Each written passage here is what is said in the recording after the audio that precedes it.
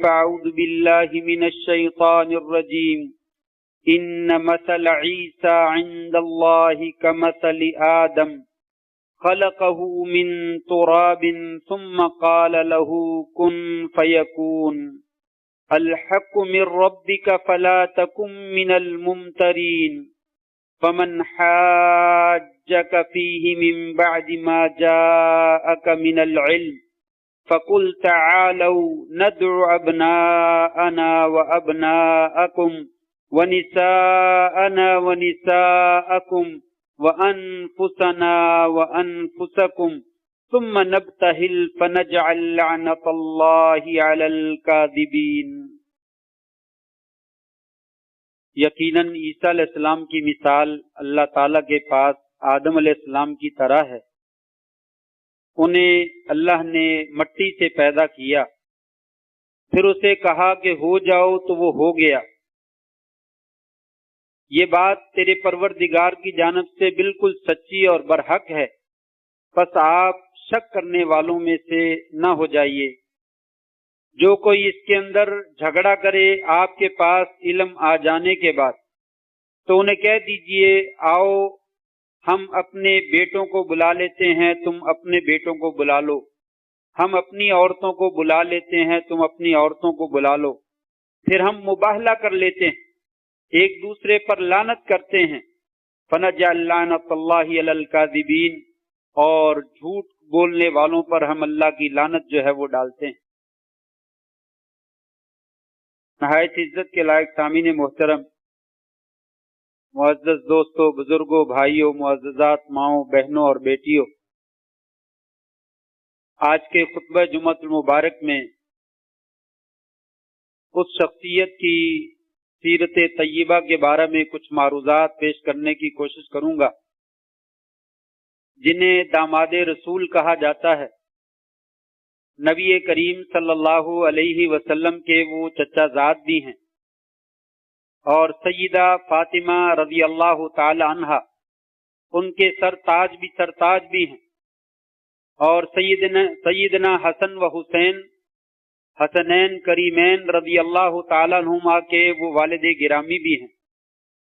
نبی کریم صلی اللہ علیہ وسلم کے ساتھ آغاز ہی میں مسلمان ہونے والوں میں شامل ہیں، اور آپ کے ساتھ تمام غزوات میں شریک ہوئے سوائے ایک غزوہ کے، اور آپ نے ان کے بارے میں بے شمار ان کے مناقب اور محاسن اور فضائل کے بارے میں آپ نے فرمودات بھی ارشاد فرمائے۔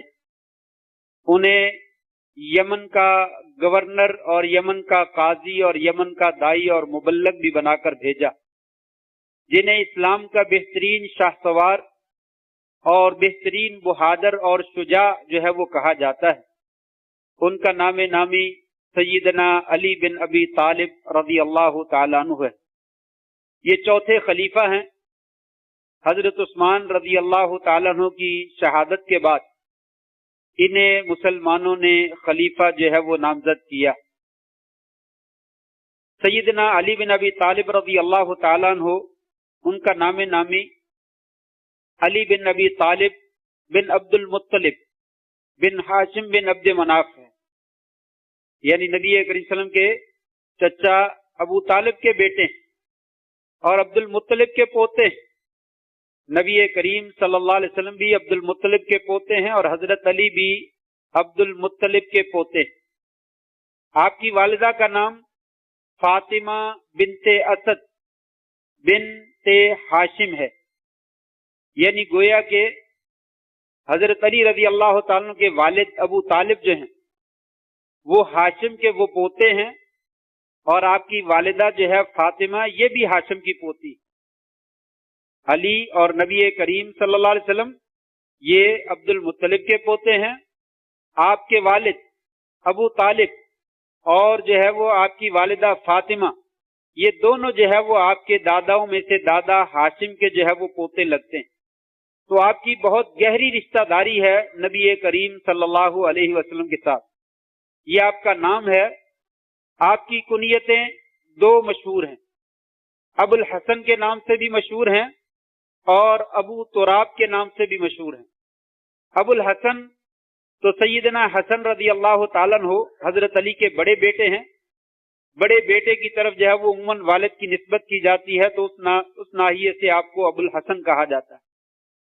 لیکن ایک کنیت ابو تراب بھی ہے. صحیح حدیث میں ذکر ملتا ہے، بلکہ صحیح بخاری اور مسلم کی روایات میں موجود ہے کہ ایک دفعہ نبی کریم صلی اللہ علیہ وآلہ وسلم حضرت فاطمہ رضی اللہ تعالیٰ کے گھر میں تشریف لاتے ہیں. تو پوچھا علی کہاں؟ کہا یا رسول اللہ میرے درمیان اور ان کے درمیان کچھ لڑائی جھگڑا ہوا تو وہ ناراض ہو کر باہر چلے گئے. تو آسلم ان کو تلاش کرتے ہوئے باہر نکلے. تو تلاش کرتے کرتے مسجد میں پہنچے تو دیکھا کہ وہ مسجد میں ننگی زمین پر لیٹے ہوئے، اور جسم پہ جو چادر تھی وہ چادر بھی پیچھے ہٹی تھی، اور پیٹ یا کمر زمین کے ساتھ لگنے کی وجہ سے اس کے ساتھ مٹی لگی ہوئی تھی. تو آپ صلی اللہ علیہ وسلم نے ان کے جسم پہ ہاتھ پھیرا اور مٹی کو جھاڑا اور کہا کم یا ابا تراب، ہے ابو تراب اٹھو. ابو کا معنی والا، تراب معنی مٹی. او مٹی والے اٹھو، او مٹی والے اٹھو. ابو کا معنی باپ نہیں ہوتا، ابو کا معنی والا بھی ہوتا ہے. عربی زبان میں بہت ساری چیزوں کے لیے ابو کا لفظ بول دیا جاتا ہے. تو ابو ہریرہ بلیوں والا، نہ کہ بلیوں کا باپ. تو یہ بلیوں کے ساتھ کھیلا کرتے تھے، اس وجہ سے ان کا نام ابو ہریرہ پڑ گیا. تو یہ ابو تراب ہے. کہا اٹھو کم ابو تراب، اے ابو تراب اٹھو، اور آپ نے اس کے جسم سے مٹی جو ہے وہ جھاڑی. حضرت علی رضی اللہ تعالیٰ فرماتے ہیں یہ کنیت جو ہے میرے نزدیک بہت ہی زیادہ مجھے پیاری اور محبوب ہے، کیونکہ یہ کنیت نبی کریم صلی اللہ علیہ وسلم نے مجھے عطا فرمائی. تو یہ حضرت علی کی فضیلت بھی ہے اور یہ کنیت بھی ہے جو کہ نبی کریم صلی اللہ علیہ وسلم کی جانب سے جو ہے وہ ملی ہے. آپ کے لقبوں میں سے لقب اسد اللہ بھی کہا جاتا ہے، اللہ کا شیر. بعض لوگ مرتضی بھی کہتے ہیں، سیدنا علی المرتضی رضی اللہ تعالیٰ عنہ. لیکن کسی صحیح روایت یا صحابہ کے قول سے یا تابعین کے قول سے مرتضی کا لفظ ثابت نہیں ہے. بہت بعد میں آنے والوں نے کسی نے مرتضی کا لقب جو ہے وہ علی رضی اللہ عنہ کو دیا ہے. ہاں البتہ جو احادیث میں لفظ ملتا ہے وہ حیدر کا لفظ ملتا ہے، جہاں پہ آگے آئے گا کہ مرہب کے ساتھ لڑائی ہوئی تھی تو وہاں پہ آپ نے کہا تھا کہ میری والدہ نے میرا نام حیدرہ رکھا ہے، تو آپ کا لقب حیدر ہے یا حیدرہ ہے. شیر کو کہا جاتا ہے، اسی وجہ سے اسد اللہ بھی آپ کو کہا جاتا ہے. تو یہ آپ کا لقب ہے. مرتضی جو ہے وہ تقریباً ثابت نہیں ہے. اسی طرح سیدنا علی بن ابی طالب رضی اللہ تعالی عنہ، یہ لفظ بولنا چاہیے. عام طور پہ لوگوں کے ہاں معروف ہے کرم اللہ وجہہ، یہ لفظ بولتے ہیں، کوئی حرج نہیں. کرم اللہ وجہہ یہ بھی ٹھیک ہے، رحمہ اللہ کہہ دیا جائے یہ بھی ٹھیک ہے، رضی اللہ تعالیٰ عنہ کہہ دیا یہ بھی ٹھیک ہے، غفر اللہ لہ یہ بھی کہہ دیا. سب یہ دعائیہ کلمات، کوئی بھی کلمہ جو ہے وہ معنی اس کا غلط نہیں ہے. لیکن میں نے پیچھے بھی ایک دفعہ ذکر کیا تھا، دیر ہو گئی ہے، کہ کچھ مصطلحات ہیں، کچھ الفاظ ہیں جو اہل علم نے بعض لوگوں کے لیے خاص کر دیے. جب وہ استعمال کرتے ہیں تو فوراً پتہ چل جاتا ہے کہ یہ فلاں کے لیے استعمال ہو رہا ہے. تو رضی اللہ تعالیٰ عنہ، اس کا معنی اللہ راضی ہو جائے، یہ دعائیہ کلمہ ہے. رحمہ اللہ، اللہ اس پہ رحم فرما دے، تو یہ صحابہ کو بھی دعا دی جا سکتی، اس میں کون سی کوئی اشکال والی بات. ہم اردو میں کسی کو کہہ دیتے ہیں اللہ آپ سے راضی ہو جائے، اس کا معنی رضی اللہ تعالیٰ عنہ یہ اللہ آپ سے راضی ہو جائے.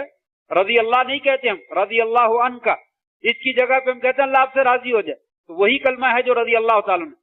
لیکن عربی کے اندر رضی اللہ تعالیٰ عنہ یہ صحابہ کے لیے خاص کر دیا. جب یہ لفظ بولا جاتا ہے تو فوراً پتہ چل جاتا ہے کہ یہ صحابی ہے. رحمہ اللہ، جب ہم یہ لفظ بولتے ہیں تو پتہ چلتا ہے یہ صحابہ کے بعد میں آنے والے جتنے بھی نیک لوگ فوت ہوئے ان کے لیے رحمہ اللہ کا لفظ بولا جاتا ہے. کرم اللہ وجہہ، اللہ تعالیٰ ان کے عزت کو، ان کے چہرے کو باعزت بنا دے، عزت والا بنا دے، یہ معنی اس کا، کوئی حرج نہیں. لیکن ایک شخصیت کو لقب دینا اپنی طرف سے یہ درست نہیں.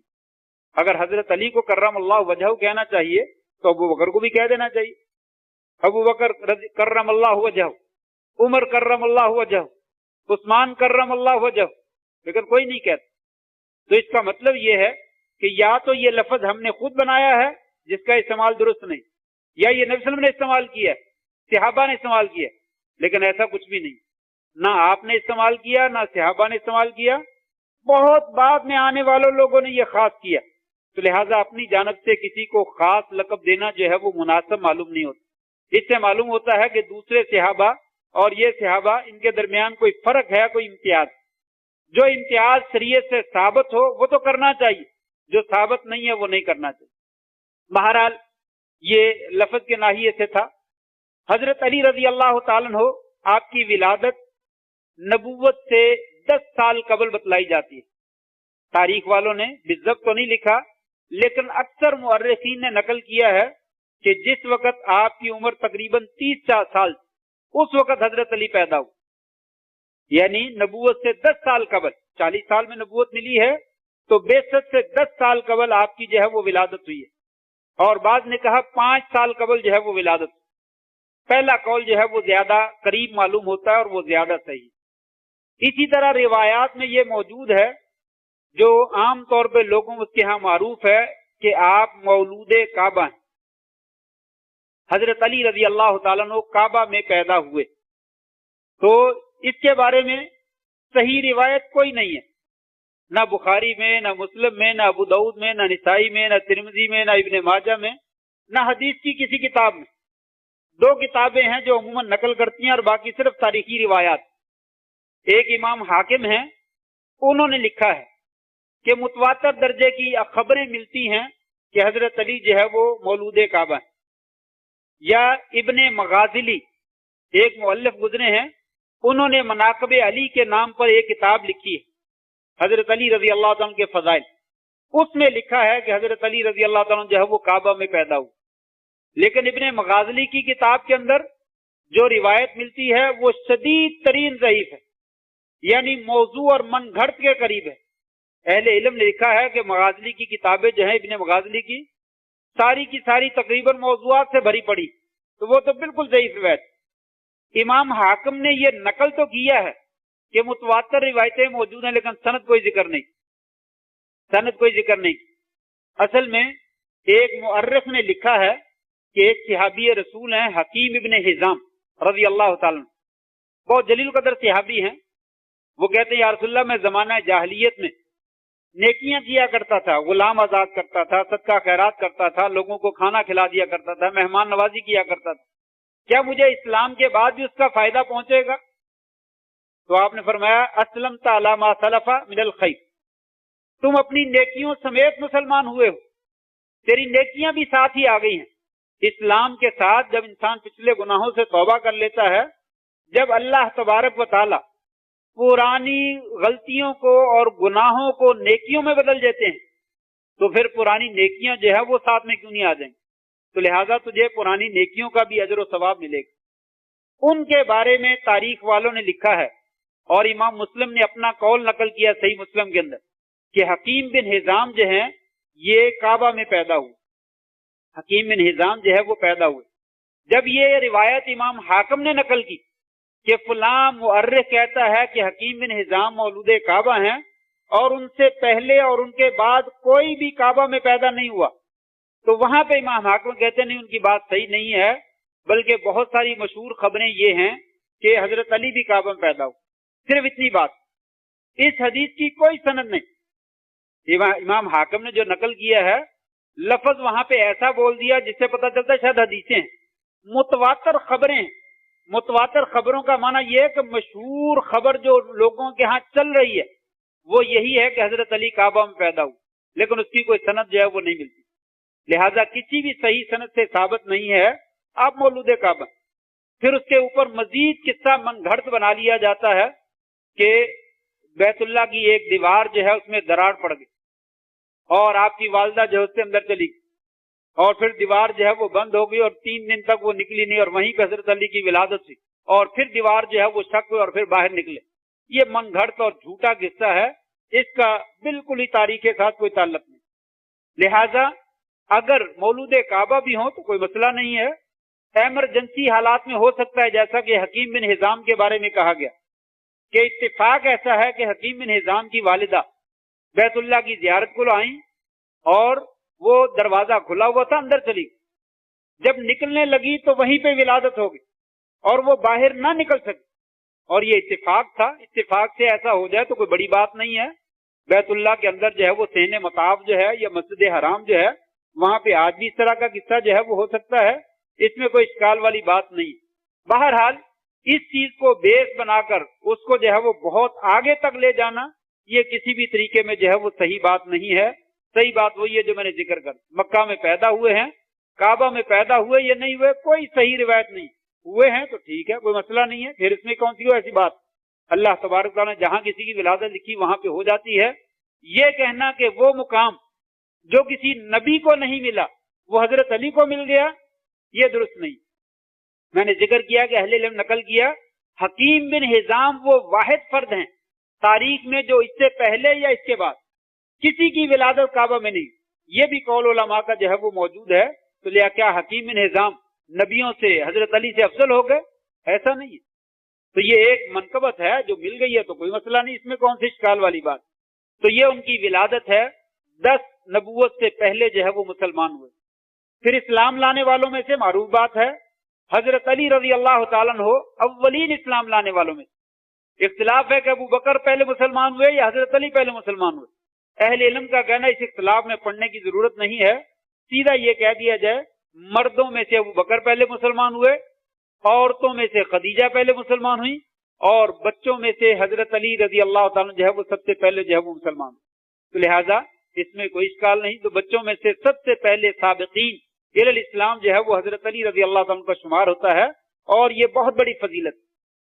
حضرت علی رضی اللہ تعالیٰ کے 3 بھائی ہیں، عقیل، جعفر اور ایک اور ہے، 3 آدمی غالباً طالب، عقیل اور جعفر، یہ 3 بھائی ہیں، اور فاختہ اور ام ہانی یہ 2 غالباً جو ہے وہ بہنیں۔ حضرت ابو طالب جو ہیں آپ کے والد، وہ جس وقت نبی صلی اللہ علیہ وسلم کے پاس یہ حضرت علی پیدا ہوئے ان کی معاشی حالت جو ہے وہ کچھ درست نہیں تھی، اور اقتصادی حالات مکہ کے بھی بڑے کمزور تھے، اس لیے انہوں نے اپنے رشتہ داروں سے کہا کہ کوئی ایک بچہ لے لے اور ان کی پرورش کرے۔ چنانچہ نبی صلی اللہ علیہ وسلم نے حضرت علی کو لے لیا، اور حضرت علی کی پرورش نبی کریم صلی اللہ علیہ وسلم کے پاس آپ نے ان کی پرورش بھی کی ہے، آپ کے چچا زاد بھی ہیں اور آپ کے داماد بھی ہیں۔ تو یہ آپ کے جو ہے وہ پرورش کا واقعہ ہے۔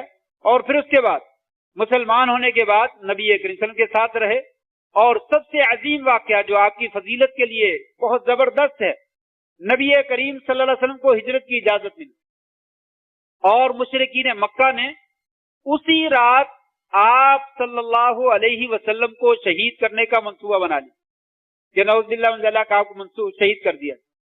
سراسائے مکہ کے سردار، قریش مکہ کے سردار، کافروں کے رئیس، وہ سب جمع ہوئے اور انہوں نے فیصلہ کیا ہر قبیلے کا ایک ایک بندہ جمع ہو جائے اور وہ زہر میں بجھی ہوئی تلوار جو ہے وہ لے لے، جیسے ہی رات کے وقت میں آپ گھر سے باہر نکلیں آپ پہ ٹوٹ پڑے، اور نعوذ باللہ من ذالک آپ کو شہید کر دیا۔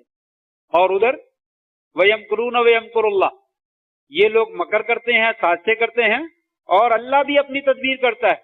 اللہ نے کہا اپنے نبی سے کہا آپ ہجرت کر جائیے، اور جو ہے وہ نکلیے، نکلنا بھی آج رات ہی ہے، اپنے بستر پہ جو ہے وہ علی کو سلا دیجیے۔ آپ نے اپنے بستر پہ علی کو سلا دیا تاکہ لوگوں کو پتا چلے علی ہیں، یہ نبی علیہ السلام ہیں، اور جو امانتیں آپ کے پاس موجود تھیں وہ ساری حضرت علی کو پکڑا۔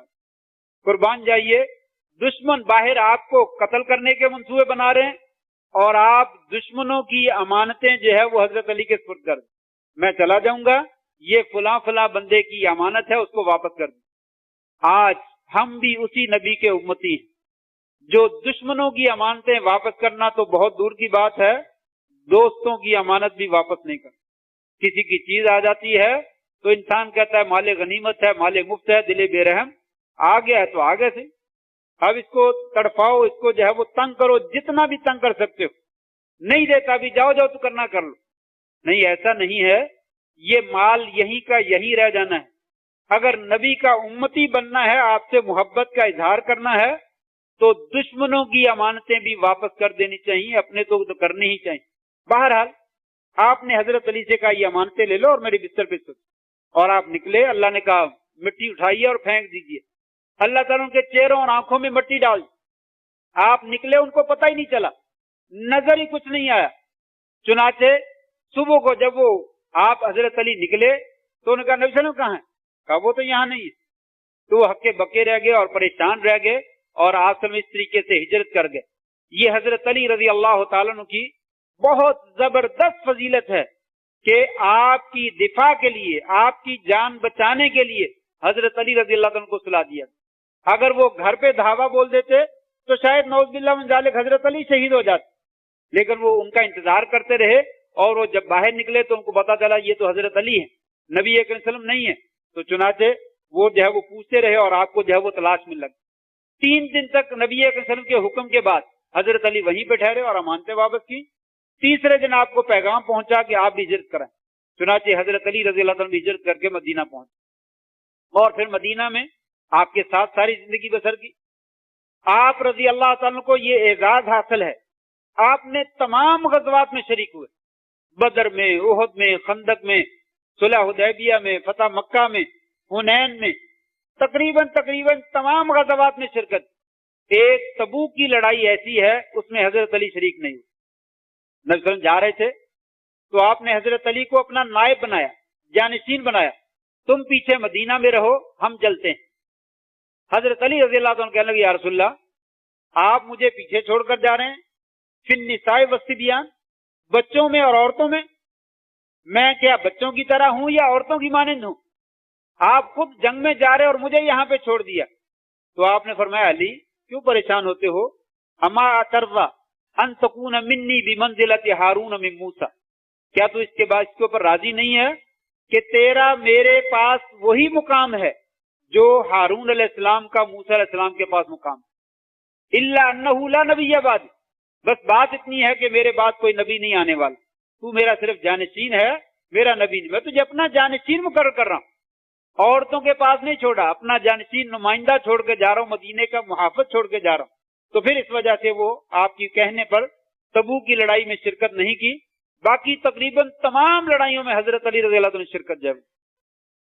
और फिर हजरत अली रज़ी अल्लाह तआला के फजाइल और मनाकिब में ये है कि बदर के दिन आप भी शरीक हुए और उतबा के बेटे, कितने ही 3 बेटे निकले मैदान में और आकर उन्होंने मुसलमानों को ललकारा और मुसलमानों से हम मुसलमान निकले, उन्होंने कहा नहीं हम नहीं चाहते, हम कुरैशियों को चाहते।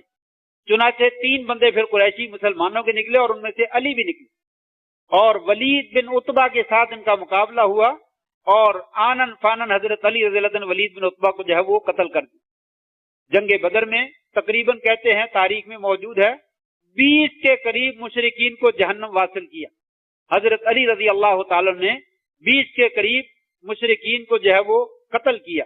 और फिर ओहद में नबी करीम सल्लल्लाहु अलैहि वसल्लम ने गज़वा बदर में एक तलवार भी आपको अता की थी जिसका नाम जुल्फ़कार है। जुल्फ़कार नामी तलवार हजरत नबी करीम सल्लल्लाहु अलैहि वसल्लम ने हजरत अली को अता की। फिर उसके साथ आप जंग करते रहे और बड़ी देर तक रही, लेकिन बाज लोग कहते हैं ये तलवार आसमान से उतरी, इसकी कोई दलील, जुल्फ़कार नामी तलवार की कोई दलील नहीं है। हजरत खालिद बिन वलीद को भी आपने तलवार दी थी, इसी तरह आपको भी दी है, और भी सहाबा के बारे में आता है उनको भी तलवार दी थी, लेकिन इनमें से कोई भी तलवार आसमान से नहीं उतरी, सारी जमीनी की तलवारें थी, वो आपने खूफियत की बिना पर जो है वो दी। हजरत अली के पास जुल्फ़कार नामी तलवार बड़ी देर तक रही और उसके साथ जंगे करते रहे। ओहद के मैदान में तलहा नामी एक आदमी था जिसके पास काफरों का झंडा था। ओहद के मैदान में भी हजरत अली ने उसको कत्ल किया और जहन्नम वासिल की। इसी तरह बाकी तमाम गज़वात में भी जो है वो शरीक हुए। और खैबर के मैदान में तो सारी दुनिया जानती है कि फाते खैबर और कातिल मरहब कौन है, सैयदना अली रज़ी अल्लाह तआला। उनके एजाज में और उनकी फजीलत में ये हदीस बहुत जबरदस्त है कि नबी करीम सल्लल्लाहु अलैहि वसल्लम जब खैबर में चले गए तो यहूदी लोग, उनके बहुत बड़े किले थे और मजबूत किले थे, वो अपने किलों में बंद हो गए और वो बाहर ना निकले और उनको फतह करना आसान नहीं था। मुहासरा कई रोज तक जारी रहा। एक रात आपने कहा कल को मैं ऐसे बंदे को झंडा दूंगा, ऐसे बंदे को जर्नैल बनाऊंगा, झंडा दूंगा, युहिब्बुल्लाह व रसूलहु औ युहिब्बुहुल्लाह व रसूलहु, कि वो अल्लाह से मोहब्बत करता है और उसके रसूल से मोहब्बत करता है, या अल्लाह उससे मोहब्बत करता है और उसका रसूल उससे मोहब्बत करता है, और अल्लाह करीम उसके हाथ पे मुसलमानों को फतह अता फरमाए। आपने ये ऐलान फरमाया। رات آپ نے اعلان کیا، تمام صحابہ کرام سوچو بچار میں لگے رہے اور امید کرتے رہے شاید وہ بندہ میں ہی، آپ مجھے تلوار دیں اور میرے لیے یہ اعزاز بن جائے اور مجھے وہ تلوار ملے، مجھے جو ہے وہ جھنڈا جو ہے وہ ملے۔ چنانچہ صبح ہوئی تو سب لوگ منتظر تھے کسے جھنڈا دیا جاتا۔ آپ نے پوچھا این علی؟ سب صحابہ کرام جو ہے وہ حیران رہ گئے کہ علی کا تو ہمارے خواب و خیال میں بھی نہیں تھا، وہ تو بیمار ہیں۔ کہا این علی؟ کہا یا رسول اللہ علی بیمار ہیں۔ کہا کہاں کیا ہوا ہے؟ کہا ان کی آنکھوں میں جو ہے وہ درد ہے۔ کہا بلائیے ان علی کو بلایا، فبصق فی عینیہ، آپ نے اپنا لعاب جو ہے ان کی آنکھوں میں ڈالا، فبرا ثم دعا لہ بالبرکہ، آپ نے ان کی آنکھوں میں لعاب ڈالا اور ان کے لیے برکت کی دعا کی اور وہ شفا یاب ہو گئے۔ اور پھر کہتے ہیں ساری زندگی پھر کبھی میری جو ہے وہ آنکھیں دکھی نہیں، پھر میری آنکھوں میں کبھی درد نہیں ہوا۔ آپ نے جو ہے پھر جھنڈا دیا، کہا لیے لے لو اور جاؤ، جا کر پہلے ان کو اسلام کی دعوت دینا، اگر وہ انکار کریں تو ان کو جزیہ کہنا کہ جزیہ دے دو، اگر وہ اس کا انکار کریں پھر لڑائی کے لیے تیار ہو جائے۔ چنانچہ حضرت علی یہ کہ چلے گئے اور جا کر جو ہے وہ ان کو دعوت دی اسلام، انہوں نے قبول کرنے سے انکار کر دیا، جزیے سے انکار کر دیا۔ چنانچہ ان کا سردار مرحب نامی موجود تھا، وہ باہر نکلا اور اس نے للکارا مسلمانوں کو، آؤ میرے سامنے کون مقابلہ کرتا ہے۔ غالباً ایک بندہ نکلا اور مرحب نے اسے شہید کر دیا۔ پھر اس کے بعد حضرت علی خود نکلے، کہنے لگے آؤ۔ مرحب نے اس وقت کہا لقد علمت خیبر انی مرحب، خیبر پورا جانتا ہے کہ میں مرحب ہوں، میں کافروں کا یہودیوں کا سردار ہوں اور بہت بڑا بہادر ہوں، شاکی الصلاحی بطل مجرب، میں بہت عمدہ ہتھیار بند ہوں اور ہتھیار اٹھاتا ہوں اور تجربہ کار بہادر ہوں، اور جس وقت جو ہے وہ جنگ شعلے گرا رہی ہوتی ہے اس وقت میں نکلتا ہوں اور اس وقت جو ہے وہ میں بہادری دکھاتا ہوں۔ تو حضرت علی رضی اللہ تعالیٰ نکلے اور پھر کہا انا الذی سمتنی امی حیدرہ، میں ہوں وہ آدمی جس کا نام ان کی والدہ نے حیدرہ رکھا ہے۔